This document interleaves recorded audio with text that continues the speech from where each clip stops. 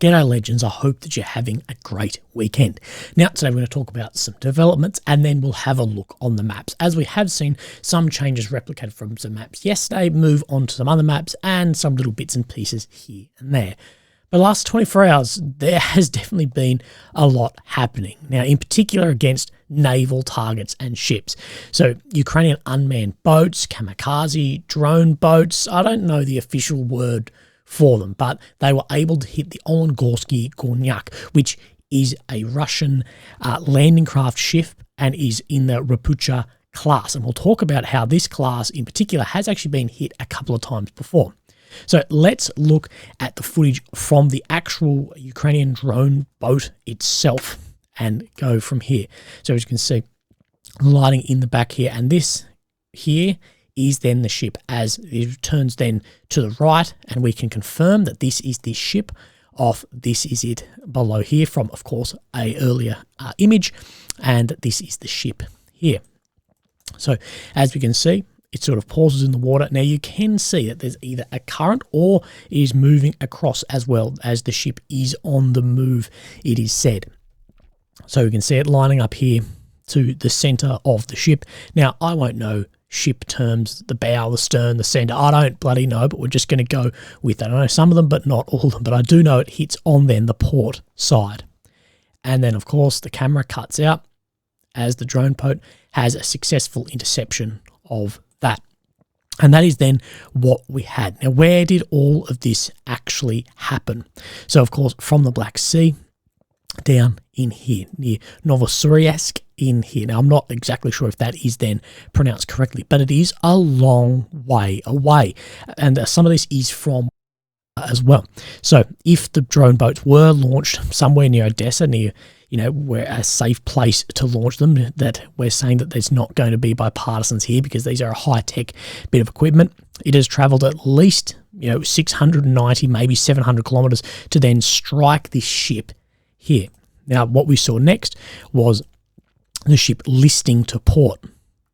So you can see the ship here with, people are saying, a 40-degree tilt, a list over to then the port side where it has been struck. And there are multiple different videos of this coming out. So it was a successful interception. Now, casualties, we don't know. Now, what we don't know as well is exactly how much damage it has actually caused, but it seems to be definitely significant as that lean on the boat. Although there has been some people point that the lack of smoke, that there wasn't significant burning or explosions aboard the vessel of secondary explosion from ammo, whatever hit there. But there has been a lot of questions asked about the availability of spare parts for these and the actual ability for this to be repaired and then stay in service. So let's have a look over some of this other stuff. So what actually hit it? Now we believe that it was a Magura V5 Ukrainian drone boat here, and these we have seen used before, although the front of this one in the video did look different to the ones we saw last time, have some successful and unsuccessful attempts as well a few months back. Now, what we have seen as well is some satellite imagery here that does seem to show an oil slick out from here as well. So these Planet Labs satellite images show the Rapucha class landing ship, which is targeted by Ukrainian unmanned surface vehicles on early hours of August the 4th. We have seen these actually targeted before, and this was the Orsk, which is the same Rapucha class as well, on the 24th of March 2022 in Berdyansk here. And that was then taken out, and that was destroyed. So the numbers we've got, that 3 of the 7 have been damaged or destroyed by Ukraine. So we have the BDK, that is this most recent one, August the 4th, the one we just spoke about here on the 24th of March. Now, these type of ship have come under significant damage as well. Now, Ukrainian government advisor Enon Garyashenko took to Telegram, who said that the special operation was carried out by the security service and the Navy. Now, as well, what is interesting about some of the locations of these ships, and we've spoken about there's been a number taken out. One, this distance show the amount of range that these can actually have to strike into the Black Sea. But we can also see that it seems like Ukraine is managing to strike further and further out. So, of course, we have this, the Ivan Kursk. This is one we spoke about a few months ago, that it was attacked, but the actual damage seemed to be very limited, or it was engaged. We never really got exactly what happened there. But we can see that they're striking further and further away. So we have April 22, the Moskva was then sunk here, and then October 22, so you can see it further out. And then today's, of course, that the Rapucha-class landing ship out here, so a long way out. So the Russian MOD has written on Telegram, tonight the armed forces of Ukraine attempted to attack the Novosibirsk naval base with 2 unmanned sea boats. In the course of repulsing the attack, unmanned boats were visually detected and destroyed by fire from the standard weapons of Russian ships guarding the outer raid of the naval base. Now, when we saw the targeting from the Ukrainian drone boats about 2 months ago, I did speak about some intel that I had received from a friend in the Navy talking about how deadly these type of drones actually are, especially if they're working in groups, that these can carry up to a said 450 kilograms of explosives, although that does go up and down with the range. They're going to go with the fuel as well, as they've got a certain payload explosive and fuel. These drones do present very similar issues, though, that these aerial drones do.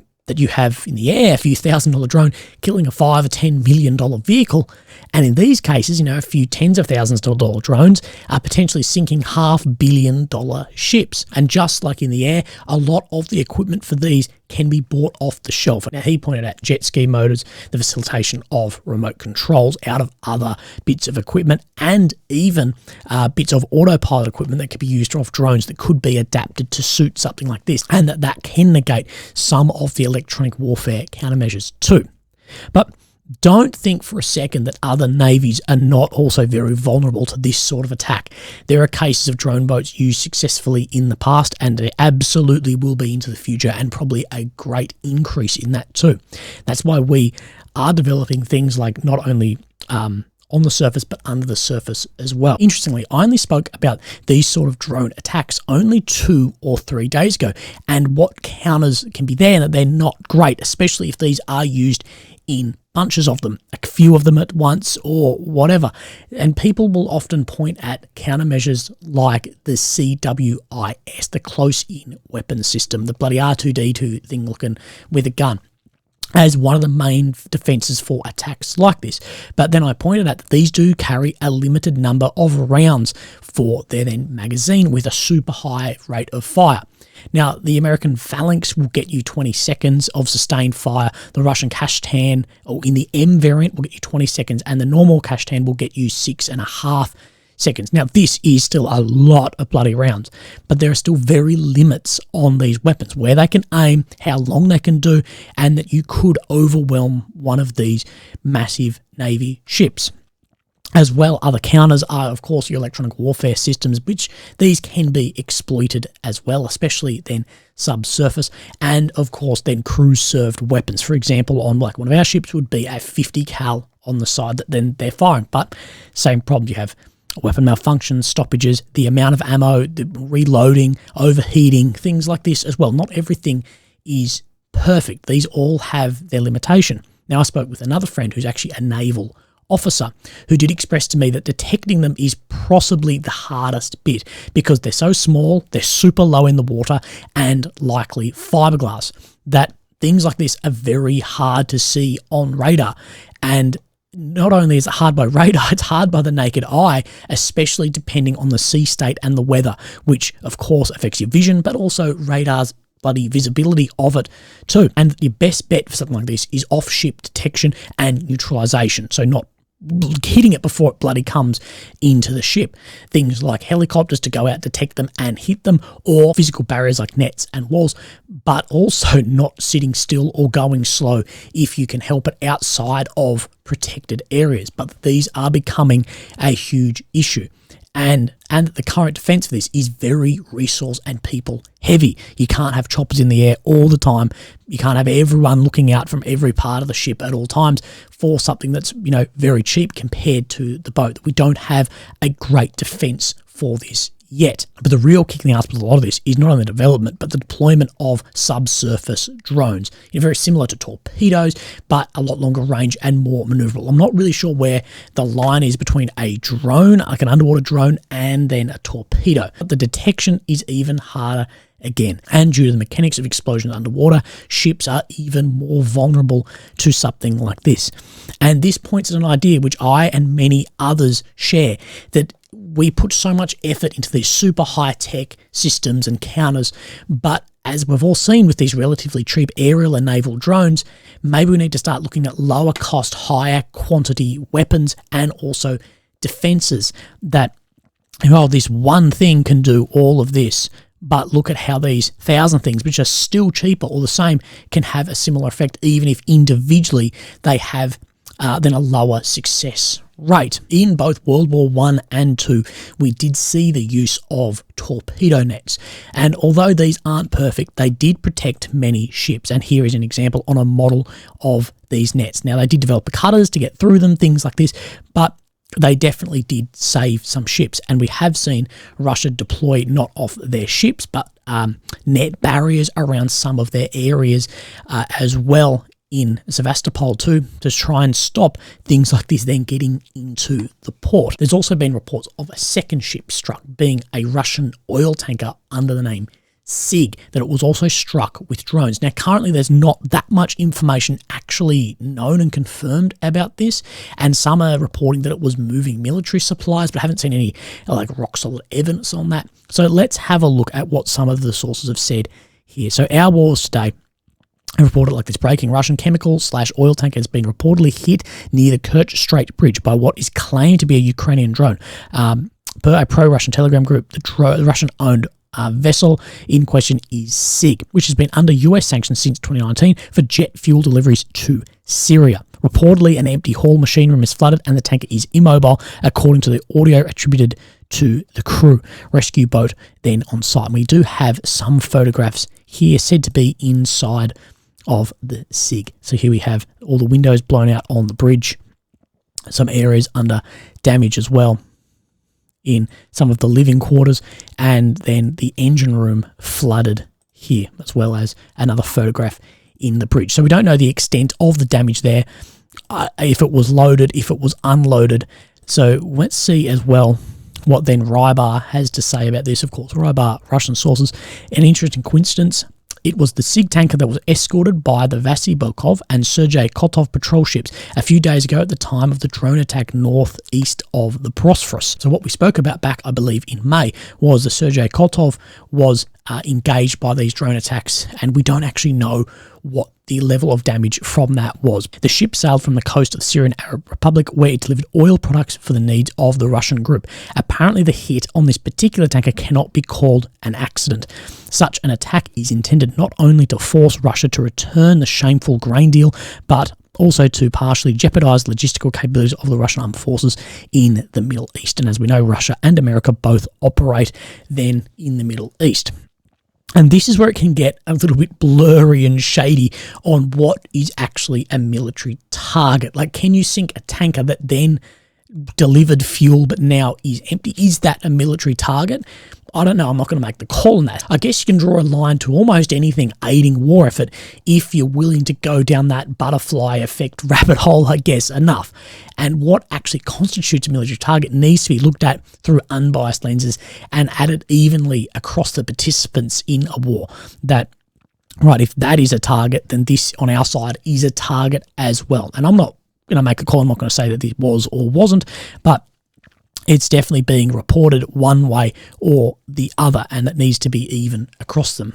Now, there was reports that the Crimean Bridge was struck again, being the Kerch Bridge. Although this doesn't seem to be the case, the lights on the bridge were turned off last night and traffic was suspended, but it seems that traffic had resumed and the lights were put back on earlier this morning. Now, Crimean officials have said the explosions reported near the Kerch Bridge was actually just air defence engaging Ukrainian drones, and that the sonic measurements measured in Romania were then Russian warplanes breaking their sound barrier. So we're going to have to leave it a day or so to see exactly what has happened with these boats, with the bridge. But what I do know is it's past 8 a.m. in Crimea and the sun has risen. And if the bridge was down or sustained very serious damage, as people definitely were claiming, it would have been posted bloody everywhere. Another video that's gone very viral, of course, the Minister of Defense Shoigu from the Russian ministry here with a captured CV-90. And CV-90 is a fairly modern infantry fighting vehicle, and walking around being shown it as well, and looking over the components of this vehicle as well as the rounds, and it was captured basically fully intact. And people are pointing out the inspection of an older, outdated vehicle, the rounds, bits and pieces like this, but we do this too, that this T-90 Alpha was also seen in Louisiana, and a number of equipment captured off Russian soldiers, vehicles especially, thermal gear, night vision, whatever, was taken back to the US and the UK to break it down and have a look exactly at what it is. Are they trying to re-engineer something? Probably not. Are they trying to develop weapons to counter it better? Yes, probably on both sides of this. I'd be very interested to know if a number of the javelins, NLAWs, equipment like that have been captured by Russia have shipped off to any other countries to have a look inside as well, and maybe somewhere like China. Now, enough delaying, let's have a look at the maps. And of course, we have Ukraine in the centre, the capital of Kyiv. The red areas occupied by 22, and the purple since 14. Of course, this being the Black Sea, the Bosphorus, of course, where we saw this warship engaged, and Crimea down here. Of course, we've got Romania, Poland, Belarus, and Russia around here. Now, Deep State doesn't show really many changes. The only one it does show is then in Avdiivka. So a few days ago, we did see Russia make some ground, and then we're seeing Ukraine make some ground over the last few days. So let's have a look from the 3rd to the 4th to then the 5th this morning. So this map's about 5 hours old. That Ukraine did make some small gains on here, but on the whole of the Deep State, that is all that is then showing. Now, it has said that there are some different things around Avdiivka. So Warmapper have then this. So Warmapper did show, and this came out today, that Russia did make some ground here near Vodani, just to the southwest of Avdiivka. And of course, Vodani is down in here, but that isn't being shown over then the Deep State maps. Now, let's talk a little bit further the other way. Let's then go have a look at Robotyne. Now, just to get an idea of where Robotyne is here, it's just to the south of Orikhiv. Now, this map hasn't updated over the last few days, but we have seen that Ukraine has made some more ground here. So the Warmapper does say that Ukraine did make more ground to then the east of Robotyne. So then let's have a look over the Rybar Russian sources, the most recent one, to then yesterday as well. And of course, they're calling this then the Orikhiv sector. Of course, the most recent on the right here, we'll zoom in down on this Orikhiv sector, and then yesterday's map then on the left. And it isn't showing much of really a frontline change here, but it is showing that Ukraine have had some more assaults in particularly the east and straight into the north of Robotyne here. So that is a very hot spot, somewhere where we probably will start seeing some more changes then happening. Now, somewhere we do need to talk about is on this Urazani-Stomarsky front line. Now, no changes really have happened here for a good couple of days. We did see Russia gain a bit of ground just off here to the east that still isn't being reflected across some of the Russian maps. But in the ISW update today, we have seen that this Novodonetsky here has been only under claimed Russian control for a while. But they have confirmed that then this is under Russian control. Now, this doesn't mean that Russia had an advancement here. It just means that there was footage, photos, something to be geolocated to show that Russia was then in these then positions. But nothing else here has changed anything significantly. So before we have then a look at this Fatov region, which hasn't shown any change on either the ISW or the Deep State, let's look at what Syriac Maps has written. So during the last few days, there have been reports that the Ukrainian army retook last captured Russian positions west of Zurbyts River, which we'll look at. The truth is that the front has remained unchanged during the last days as Russian troops managed to stop the new Ukrainian reinforcements. In parallel, the Russian army has resumed attacks on various axes of the northeastern front, making small advances. In the social networks, the lie of the Russian offensive of 100,000 troops continues. Nothing could be further from the truth, as it has been said on numerous occasions that the Russian army is on the defensive, and a Russian offensive of great caliber is not foreseen in the coming months. What we're observing these days is a series of attacks aimed at diverting Ukrainian troops from the southern and eastern front, where they are making a series of territorial gains in recent weeks. As a consequence, the Ukrainian army has reduced its offensive actions while waiting for new reserve troops from the centre and west of the country.